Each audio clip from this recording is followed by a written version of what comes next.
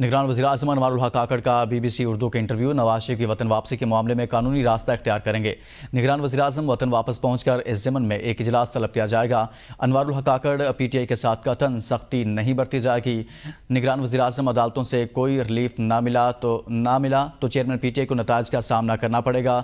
अनवारुल हक काकड़ की जानिब से यह कहा गया है। मनफी सरगर्मियों में मुलविस अफराद से कानून के मुताबिक निपटा जाएगा। निगरान वज़ीर-ए-आज़म की जानिब से BBC उर्दू को इंटरव्यू दिया गया है। उस इंटरव्यू में उन्होंने कहा है कि नवाज शरीफ की वतन वापसी से मुतल्लिक जब सवाल हुआ तो उस सवाल के जवाब में उनकी जानिब से कहा गया कि कानूनी रास्ता इख्तियार किया जाएगा। BBC उर्दू को इंटरव्यू दिया गया है और निगरान वज़ीर-ए-आज़म ने मज़ीद कहा कि वतन वापस पहुंचकर इस ज़मन में एक इजलास भी तलब किया जाएगा। PTI के साथ कतन सख्ती नहीं बरती जाएगी। निगरान वज़ीर-ए-आज़म की जानिब से यह कहा गया है। अदालतों से कोई रिलीफ ना मिला तो चेयरमैन PTI को नताइज का सामना करना पड़ेगा।